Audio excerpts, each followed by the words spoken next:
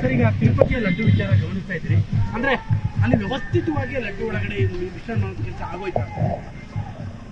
1947ರಲ್ಲೇ ಭಾರತದ ಅಭಿಮಾನ ಶೂನ್ಯ ತಿಳಿಗೇಡಿ ಹಿಂದೂಗಳು ಈ ಮುಸಲ್ಮಾನರು ಕ್ರೈಸ್ತರಿಂದ ಏನೇನು ಅಪಾಯ ಇದೆ ಅಂತ ಅವತ್ತೇ ಅರಿತುಕೊಳ್ಬೋದಿತ್ತು. ಅವತ್ತೇ ಅಂಬೇಡ್ಕರ್ ಹೇಳಿದಾಗೆ ಪಾಪ್ಯುಲೇಷನ್ ಎಕ್ಸ್ಚೇಂಜ್ಗೆ ಹೋಗ್ಬೋದಿತ್ತು. ಆದರೆ ಅವತ್ತೂ ಕೂಡ ಗಾಂಧಿ ಮಾತು ಕೇಳ್ಕೊಂಡು ಇವ್ಯಾವು ಮಾಡಲಿಲ್ಲ. ಆದರೆ ಇವತ್ತು ಪರಿಸ್ಥಿತಿ ಹಾಗಾಗಿದೆ ಅಂತ ನೋಡಿ.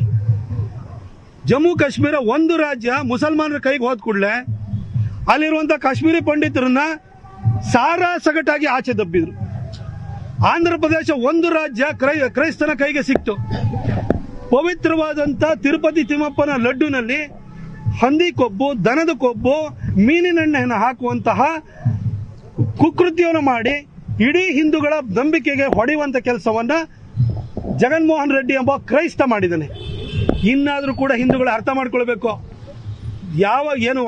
ನಾವು ಹಿಂದುತ್ವಕ್ಕೆ ಪರವಾಗಿರುವಂಥವ್ರು ಮುಸಲ್ಮಾನರ ಸಂಖ್ಯಾಬಾಹುಳ್ಯ ಮತ್ತು ಕ್ರಿಶ್ಚಿಯನ್ರ ಮತಾಂತರದ ಬಗ್ಗೆ ಮಾತನಾಡಬೇಕಾದ್ರೆ ನಮ್ಮ ಬಗ್ಗೆನೇ ಒಂದು ರೀತಿ ಅಬದ್ಧವಾದಾಗಿ ನುಡಿತಾ ಇದ್ದಂಥ ಹಿಂದೂಗಳು ಇನ್ನಾದರೂ ಅರ್ಥ ಮಾಡ್ಕೊಳ್ಬೇಕು. ಮುಸಲ್ಮಾನರ ಕೈಗೆ, ಕ್ರೈಸ್ತರ ಕೈಗೆ ಒಂದೊಂದೇ ರಾಜ್ಯಗಳು ಹಿಂಗೆ ಹೋಗ್ತಾ ಇದ್ರೆ ಮುಂದೊಂದು ದಿನ ಭಾರತದಿಂದ ಹಿಂದೂಗಳೇ ಪಲಾಯನ ಮಾಡುವಂಥ ಪರಿಸ್ಥಿತಿ ಸೃಷ್ಟಿಯಾಗುತ್ತೆ ಅನ್ನೋದನ್ನ ಇವತ್ತು ನೀವು ತಿರುಪತಿ ತಿಮ್ಮಪ್ಪನ ಲಡ್ಡುವಿನ ವಿಚಾರದಲ್ಲಿ ನಡೆದಿರುವಂತಹ ಘಟನೆಯನ್ನು ತಿಳ್ಕೊಂಡಾದ್ರೂ ಕೂಡ ಇವರು ಅರ್ಥವನ್ನ ಮಾಡ್ಕೊಳ್ಬೇಕು ಅಂತ ನಾನು ಕೇಳ್ಕೊಳ್ತೀನಿ. ಅರ್ಕಾವತಿ ರೀಡು ಪ್ರಕರಣದಲ್ಲಿ ರಾಜ್ಯಪಾಲರ ಮಾಹಿತಿ ಸೋರಿಕೆ ಆಗಿದೆ ಅಂತ ಹೇಳಿ ನನಗೆ ಗೊತ್ತಿಲ್ಲ ಅದ್ರ ಬಗ್ಗೆ. ನಾನು ಈಗ ಪ್ರಮುಖವಾಗಿ ಮಹಿಷಾ ದಸರಾ ವಿಚಾರದಲ್ಲಿ ಈಗ 28 ಮಾಡ್ತೀನಿ, ಮಹಿಷಾ ಮಂಡಲೋತ್ಸವ ಹೆಸರು ಮಾಡಿದ್ದಾರೆ. ನಾನು ಎಲ್ಲರಿಗೂ ಕೂಡ ವಿನಮ್ರವಾಗಿ ಈ ಮಹಿಷಾನ ಅಭಿಮಾನಿಗಳು ಯಾರಿದ್ದಾರೆ, ಮಹಿಷನನ್ನ ದೇವರು ಅಂತ ಯಾರ್ಯಾರು ನಂಬಿದ್ದಾರೆ, ನಿಮ್ಮನ್ನು ವಿನಮ್ರವಾಗಿ ಕೇಳ್ಕೊಳ್ಳಿಕ್ಕೆ ಇಷ್ಟಪಡ್ತೀನಿ. ಒಂದು ನಿಮ್ಮ ಮನಸ್ಸೊಳಗಡೆ ಸ್ಪಷ್ಟವಾಗಿ ತಿಳ್ಕೊಂಬಿಡಿ, ಸಿದ್ದರಾಮಯ್ಯನವರು ಮುಖ್ಯಮಂತ್ರಿ ಈ ಹಿಂದೆ ಆಗಿದ್ದಾಗ ಈ ಮಹಿಷಾ ದಸರಾ ಪ್ರಾರಂಭ ಮಾಡಿದ್ರಿ. 2019ರಲ್ಲಿ ನಮ್ಮ ಸರ್ಕಾರ ಬಂದಾದ ಕೂಡಲೇ ನಿಲ್ಲಿಸ್ಬಿಟ್ಟಿದೀವಿ ಇದನ್ನ. ಸಿದ್ದರಾಮಯ್ಯನವರೇ 2ನೇ ಸಾರಿ ಮುಖ್ಯಮಂತ್ರಿ ಆದಾಗ ನೀವು ಮಾಡೇ ಮಾಡ್ತೀವಿ ಅಂತ ವೀರಾವೇಶದಿಂದ ಹೇಳ್ತಾ ಇದ್ರಿ. ಅವತ್ತು ಸಿದ್ದರಾಮಯ್ಯನವರೇ ಮುಖ್ಯಮಂತ್ರಿ ಆಗಿದ್ರು ಕೂಡ ಪ್ರತಾಪ್ ಸಿಂಹ ಹಾಗೂ ನನ್ನ ಜೊತೆ ವತ್ಸಣ್ಣ ಸೇರಿಬಿಟ್ಟು ನಮ್ಮ ಕಾರ್ಯಕರ್ತರೆಲ್ಲ ಸೇರಿ ನಾವು ಅವತ್ತೂ ಕೂಡ ಸಿದ್ದರಾಮಯ್ಯನವರ ಮುಖ್ಯಮಂತ್ರಿ ಆಗಿದ್ರು ಕೂಡ ನಡೆಯಕ್ಕೆ ಬಿಟ್ಟಿಲ್ಲ, ಮುಂದೇನೂ ಬಿಡಲ್ಲ. ಆದರೆ ನಾನು ನಿಮ್ಮನ್ನು ವಿನಮ್ರವಾಗಿ ಕೇಳುವಂಥದ್ದು ಇಷ್ಟೇನೆ, ನೀವು ಮಹಿಷನ್ ಮೇಲೆ ವಿಶ್ವಾಸ ಇದೆಯಾ, ನಂಬಿಕೆ ಇದೆಯಾ, ಆಯ್ತು ಇಟ್ಕೊಳ್ಳಿ, ಬೇಡ ಅಂತ ಹೇಳಲ್ಲ. ಆದರೆ ಇವತ್ತು ಬಾಂಗ್ಲಾದೇಶದಲ್ಲಿ ಹಿಂದೂಗಳ ಪರಿಸ್ಥಿತಿ ಏನಾಗ್ತಿದೆ ಅಂತ ನೀವು ನೋಡಿ. ಗಣೇಶೋತ್ಸವ ಮೆರವಣಿಗೆ ಮೇಲೆ ಬೀಳ್ತಾ ಇರುವಂಥ ಕಲ್ಲು ಇರ್ಬೋದು, ಪೆಟ್ರೋಲ್ ಬಾಂಬ್ಗಳನ್ನು ನೋಡಿ. ನಾವು ಹಿಂದೂ ಸಮಾಜವಾಗಿ ನಾವು ಒಟ್ಟಿಗೆ ಇಲ್ಲ ಅಂತಂದ್ರೆ ಪರಿಸ್ಥಿತಿ ಏನಾಗ್ಬೋದು ಅಂತ ಯೋಚನೆ ಮಾಡಿ. ಇವತ್ತು ಗಣೇಶೋತ್ಸವ ಮೆರವಣಿಗೆ ಮೇಲೆ ಕಲ್ಲು ಬಿಸಾಡ್ತಿದ್ದಾರೆ ಮುಸಲ್ಮಾನರು. ನಾಳೆ ಮಹಿಷನು ಅವ್ರನ್ನೇನು ಒಪ್ಪಲ್ಲ, ಅಲ್ಲನ್ನು ಬಿಟ್ಟರೆ ಯಾರು ಪೂಜೆಗೆ ಭಾಜನರಾಗಿಲ್ಲ ಅಲ್ಲ ಅಂತ ಹೇಳ್ಬಿಟ್ಟು ಮುಸಲ್ಮಾನರು ನಂಬಿರುವಂಥವ್ರು. ಅವರು ನಿಮ್ಮ ಮಹಿಷನ್ ಪ್ರೊಸೆಷನ್ ಮೇಲೆ ಕಲ್ಲೊಡೆಯಲ್ಲ ಅಂತ ಅನ್ಕೊಂಡಿದ್ದೀರಾ? ನಿಮ್ಮ ಅಶೋಕಪುರಮಿಗೂ ಬರ್ತಾರೆ, ಬೇರೆ ಕಡೆಗೂ ಕಲ್ಲೊಡಿತಾರೆ. ಆದ್ರೆ ನಾವು ಹಿಂದೂಗಳಾಗಿ ಒಟ್ಟಿಗೆ ಇರುವಂಥದ್ದು ಮಾಡೋಣ. ಈ ಜಾತಿ ತಾರತಮ್ಯ ಇದನ್ನೆಲ್ಲ ಬಿಟ್ಟುಬಿಟ್ಟು ನಿಮಗೆ ಮಹಿಷನ್ ಮೇಲೆ ನಂಬಿಕೆ ಇದೆಯಾ? ಚಾಮುಂಡಿ ಬೆಟ್ಟ ಸರಿಯಾದ ಜಾಗ ಅಲ್ಲ. ಬೇರೆಯವರ ಭಾವನೆಗಳಿಗೆ ಧಕ್ಕೆ ಮಾಡೋದು, ತಾಯಿ ಚಾಮುಂಡೇಶ್ವರಿಗೆ ನೀವು ಅವಾಚ್ಯ ಶಬ್ದಗಳಿಂದ ನಿಂದಿಸುವಂಥದ್ದು, ಇದನ್ನು ನಾವು ಒಪ್ಪಕ್ಕೆ ಸಾಧ್ಯ ಇಲ್ಲ. ನಿಮ್ಮ ಮನೆಯಲ್ಲಿ ನೀವು ಫೋಟೋ ಇಟ್ಕೊಳ್ಳಿ, ಮಹಿಷನ್ ಫೋಟೋ ಇಟ್ಕೊಳ್ಳಿ, ನಿತ್ಯ ಆರಾಧನೆ ಮಾಡಿ, ಮಹಿಷನ್ ಥರನೇ ಮಗ ಹುಟ್ಲಿ ಅಂತ ದಿನ ಕೇಳ್ಕೊಳ್ಳಿ, ನಮಗೇನು ಬೇಜಾರಿಲ್ಲ. ಅದು ನೀವು ಕೂಡ ಮಹಿಷನು ಕೂಡ ಈ ಭೂಮಿನಲ್ಲೇ ಹುಟ್ಟಿದವನಲ್ವಾ, ಅವನು ಕೂಡ ನಾವು ಚಾರ್ವಾಕರನ್ನು ಕೂಡ ಅಂದರೆ ನಿಮಗೆ ನಿರೀಶ್ವರವಾದಿಗಳನ್ನು ಕೂಡ ಒಪ್ಕೊಂಡಿರುವಂಥ ಸಮಾಜ ಹಿಂದೂ ಸಮಾಜ ಆಗಿದೆ. ನೀವು ಇರಿ, ನಿಮ್ಮ ಮನೆಯಲ್ಲಿ ಆ ಪೂಜೆ ಪುನಸ್ಕಾರಗಳನ್ನ ಮಹಿಷನಿಗೆ ಮಾಡ್ಕೊಳ್ಳಿ. ಆದರೆ ಈ ಒಂದು ಘಟನೆಯಿಂದ ಇಡೀ ಹಿಂದೂ ಸಮಾಜ ಒಡೆಯುವಂಥದ್ದು ಬೇಡ.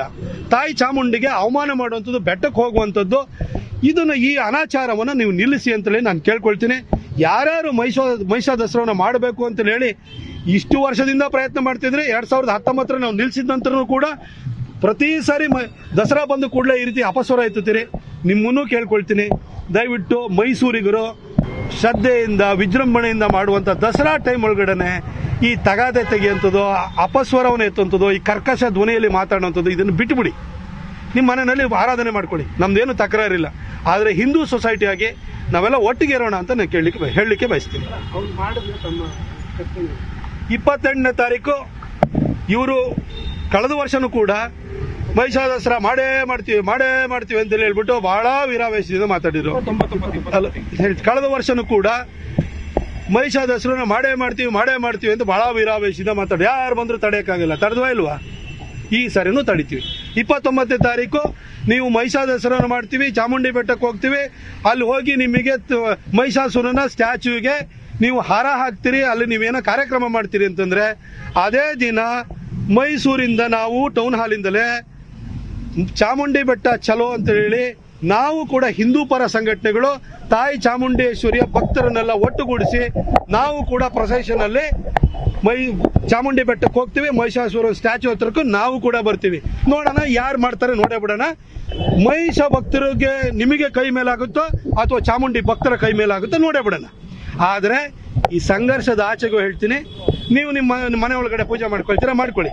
ಆದರೆ ಚಾಮುಂಡಿ ಬೆಟ್ಟ ಇದೆಯಲ್ಲ, ಹೊಯ್ಸಳರ ಕಾಲದಲ್ಲಿ ಅದು ಸ್ಥಾಪನೆ ಆಗಿದ್ದಂಥದ್ದು, ನಿರ್ಮಾಣವಾಗಿದ್ದಂಥದ್ದು.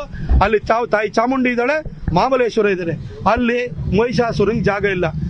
ತಾಯಿ ಚಾಮುಂಡಿಯ ಹೆಸರೇ ಮಹಿಷ ಮರ್ದಿನಿ ಅಂತ, ಮಹಿಷಾಸುರನನ್ನು ಸಂಹಾರ ಮಾಡಿದಳು ಅಂತ. ನೀವು ಮಹಿಷಾಸುರ ಅನ್ನುವ ರಾಕ್ಷಸನಾದ್ರೂ ನೀವು ಆರಾಧನೆ ಮಾಡಿ, ಕಂಸನು ಬೇಕಾದ್ರೂ ಆರಾಧನೆ ಮಾಡಿ, ರಾವಣನು ಬೇಕಾದ್ರೂ ಆರಾಧನೆ ಮಾಡಿ, ನಮ್ದೇನು ಬೇಜಾರ ಇಲ್ಲ.